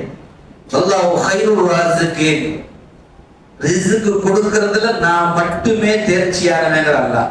உலகத்துல யாராலுமே அப்படி சொல்ல முடியாது. தப்சீர்ல சூரா நம்லுன்னு வருது, எறும்பு அத்தியாயம். சுலைமான் அலைஹிஸ்ஸலாம் மீனுக்கு உணவு கொடுத்தாங்க, எறும்புக்கு உணவு கொடுத்தாங்க தெரியுமா? ஒரு நாள் எறும்பு திடீர்னு வந்துச்சு, பேசிட்டு இருந்தாரு. ஏன்னா அவங்களுக்கு எல்லா பாஷையுமே தெரியும். எறும்புகிட்ட பேசினாங்க, ஆமா நீ எவ்வளவு நாள் வாழ்வ? எறும்பு சொல்லுச்சு, யாருக்காவது எறும்பு எத்தனை நாள் வாழும் தெரியுமா? அது எத்தனை நாள் வாழ்ந்தாங்க, சீக்கிரம் பயணம் முடிச்சு அனுப்பிச்சுடுங்க அப்படின்னு உங்க மெயின் வயசுக்கு தெரியுது. ஆமா, சீக்கிரத்தை பார்த்தா ரொம்ப கரெக்டா கண்டுபிடிச்ச மாதிரி தெரியுது. ஆமா, அதாவது ஒரு பேச்சாளர் ரொம்ப நேரம் பேசிட்டு இருந்தாராம். அவருக்கு கெட்ட பேரு. நான் ஒரு டைம் வச்சிருக்கேன், அந்த டைத்துக்கு மேல தாண்ட மாட்டேன். ஒரு பேச்சாளர் ரொம்ப நல்லா பேசுவாராம், ஆனா என்னன்னா டைம் பார்க்காமே பேசுவார். அதனால உட்கார்ந்துருந்தவங்கன்னா ரொம்ப அலுப்பு.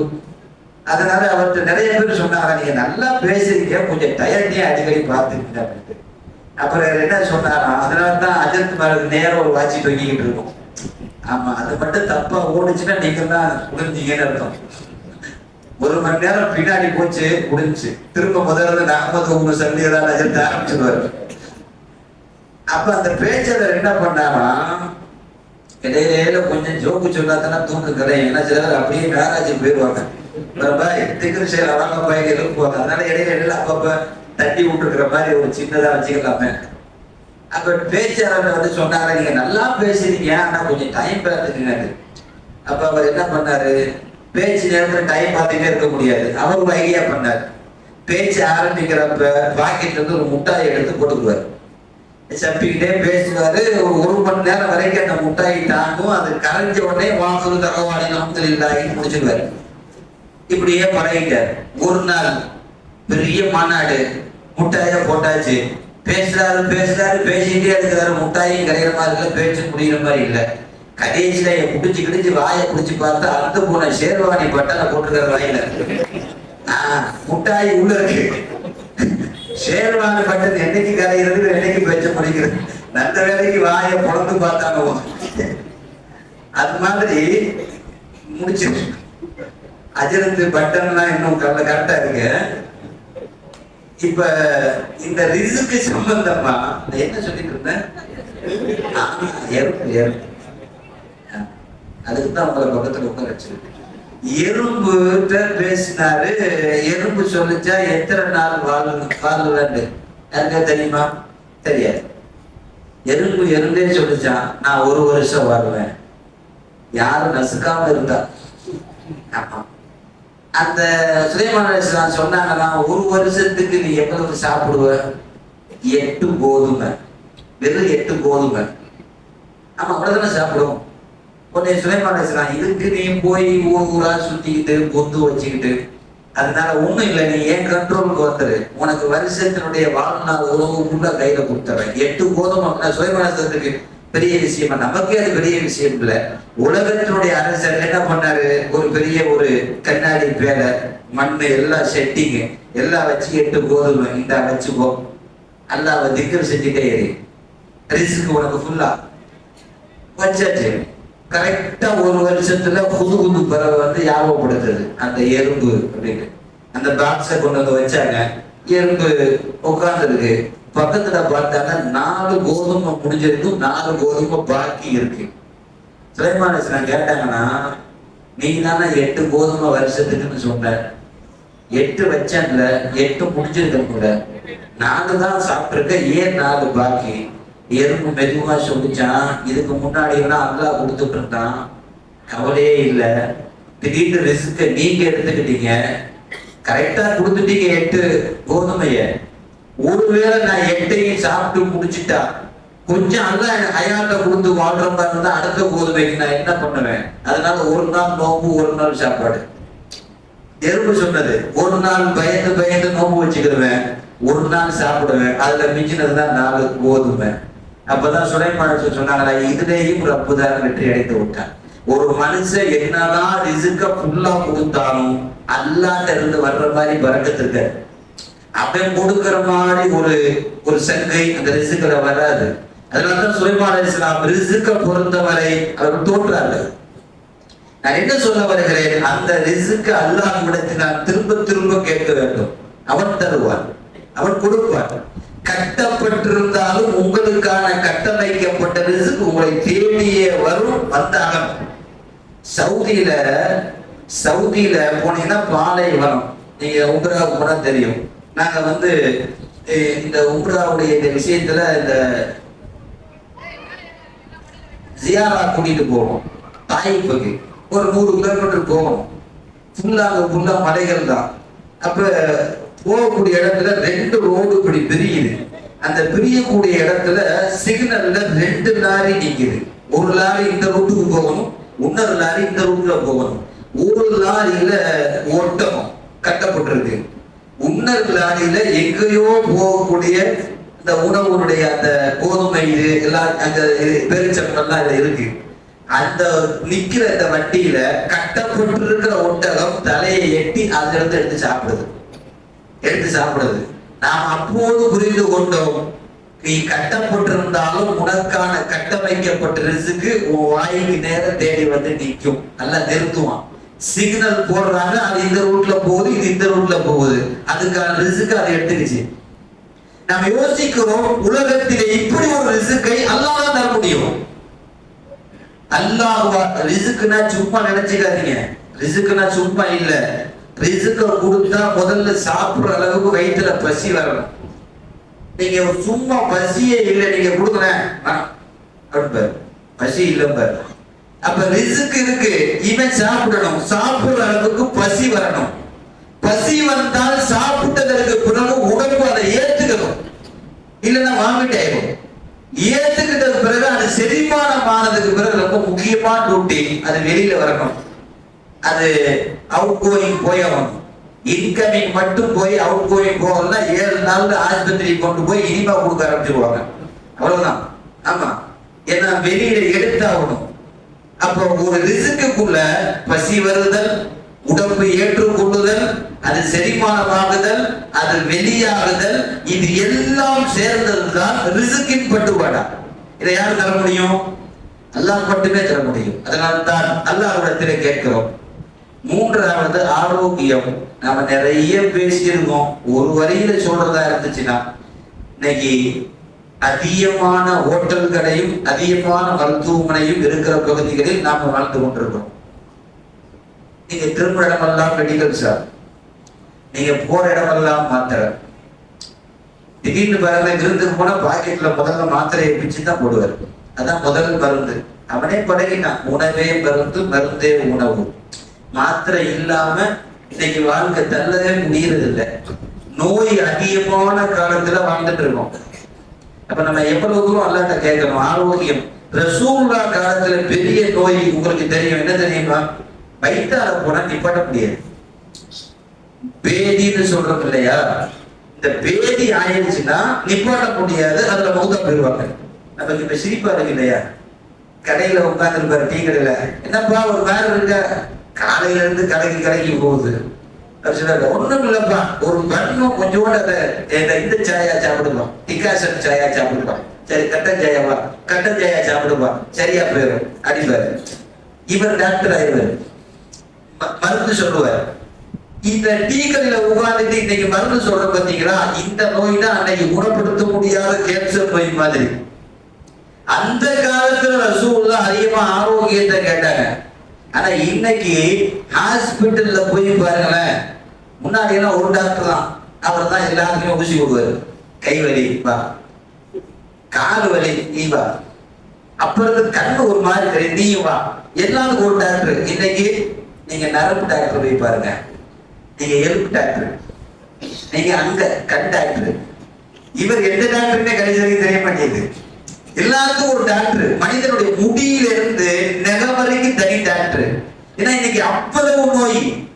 பெரிய ஆஸ்பத்திரியில போனா திடீர்னு பார்த்தா எத்தனை பிரிவு, கட்டும் பிரிவு, ஊசி போடும் பிரிவு, தொழுநோயாளிகள் பிரிவு, மாற்று அறுவை சிகிச்சை பிரிவு, நிறைய பிரிவு. அல்லாஹ் அக்பர். ஒரு குள்ள எவ்வளவு நோய்களை வைத்திருக்கிறோம். ஆனா இன்னைக்கு நம்ம பெரிய ஆரோக்கியத்துல பெரிய மேம்பட்ட மாதிரி நம்ம துவாவே செய்யறதே இல்லை. எந்த துவாவுமே செய்யறது இல்லை. அன்பானவர்களே, நோய்க்காக வேண்டி வருவதற்கு முன்னால் அல்லாஹ்விடத்தில் ஆஃபியத்தை கேட்க வேண்டும். நோய் வாய்ப்படுதலும் தெரியுமா? நோய்பட்டால் வாய் போயிடும், சாப்பிட முடியாது, கஞ்சி தான். அதனால்தான் நோய் வாய்ப்படுதல். நோய் வந்துச்சுன்னா சாப்பாடு குறைஞ்சிடும். அதனாலதான் நபி ஸல்லல்லாஹு அலைஹி வஸல்லம் லிமிட்டா சாப்பிடுங்க, ஆரோக்கியத்தை அதிகமா கேளுங்க, இதை வாயை கண்ட்ரோல் பண்ணுங்க. என்னதான் பண்ணாலும் அப்ப சாப்பிட்டா தான் அது முந்தில்லா வருதுங்க சொல்லுங்க இல்லையா? ஆமா, பஜ்ரு முடிச்ச உடனே நேரான கடை தான் 6, 7, 8 போட்டுக்கிட்டே இருப்பான். நான் என்ன சொல்ல வரேன், வாயை கட்டுதல், ஆரோக்கியத்திற்கு பிரார்த்தித்தல், இதெல்லாம் சேர்ந்துதான் நமக்கான துவா முதல்ல கபூலாகும். முதல்ல நான் ஈமான தெரிஞ்சுக்கணும். அல்லாட்ட நம்ம சாப்பிடக்கூடாத சாப்பிடாம இருந்து துவா செஞ்சாதான் அல்லாஹ் பாதுகாப்பான். சில பேர்லாம் ஒன்னும் ஆகாது, நீ சாப்பிட்டு அல்லாஹ் பார்த்துக்குவான். அதெல்லாம் பார்த்துக்க மாட்டான். ஒன்னும் ஆகாது, அல்லாஹ் பார்த்துக்குவான். பாப்பான், நீ மௌத்தா போறது பார்ப்பான். ஆமா, சில பேர்லாம் இந்த அளவுல தவக்கல் இல்ல, அள்ளி அள்ளி வச்சுட்டு அதெல்லாம் பிஸ்மில்லா சொல்லி சாப்பிடுங்கிறது நமக்கு பயணம் பண்ணிட்டு இருந்தாரு. நமக்கு வேணான்னு சொன்னா ஹதீஸ்ல வருது, விருந்தாளிகள் போதும்னா நிப்பாட்டிடணும். இவர் சாப்பிடுங்க சாப்பிடுங்கன்னு வச்சு பசி ஏற்றி விட்டு இடையிலே புடிக்கிறது அவருக்கு. ஆமா, அது சாப்பிடக்கூடாது. விருந்தாளிகளை அப்படி செய்யக்கூடாது. சில பேர் நிறைய கொடுத்தா கண்ணியம் போறாங்க, அவன் திட்டுமா பின்னாடி போய் கேட்கவே மாட்டேன்ட்டாரு. சிக்கனா கொடுத்து இப்ப நான் ஆஸ்பத்திரிக்கு போயிட்டு நிற்பான். அதனால போதும்னா சாப்பாடு நிப்பாட்டிடணும். அல்லது நீங்களே தெரிஞ்ச மாதிரி கொஞ்சம் அவங்களுக்கு போதுமானதுக்கு வச்சுக்க வேணும். எடுத்து எடுத்து எடுத்து வச்சு கடைசியில் அவர் ஐசூல சேர்த்து விட்டு திரும்பவும் அங்க சாப்பிட கொண்டு போவான். உன்னாதான் நான் இங்கே வந்திருக்கேன், திரும்பவும் வந்துட்டியா அப்படிங்கிறது மாதிரி. நான் என்ன சொல்ல வருகிறேன், இன்றைக்கு நிறைய நோய்களுக்கு மத்தியில் வாழுகிறோம். அதிகமாக அல்லாஹ்விடத்தில் ஆரோக்கியத்தை கேட்போம். இந்த இரவு நமக்கான விதியை கட்டமைத்தல், ரிஸ்கை கட்டமைத்தல், ஆரோக்கியத்தை எழுதுதல், நமக்கான பாவ மன்னிப்பை எல்லாம் வழங்குதல், இது எல்லாம் இந்த ஒரு இரவில் ஏற்படுவதால் அல்லாஹ்விடத்தில் கொஞ்ச நேரம் துவா செய்வோம், திக்ர் செய்வோம். சீக்கிரம் ஒரு 10 நிமிஷம் திக்ர், ஒரு 10 நிமிஷம் துவா.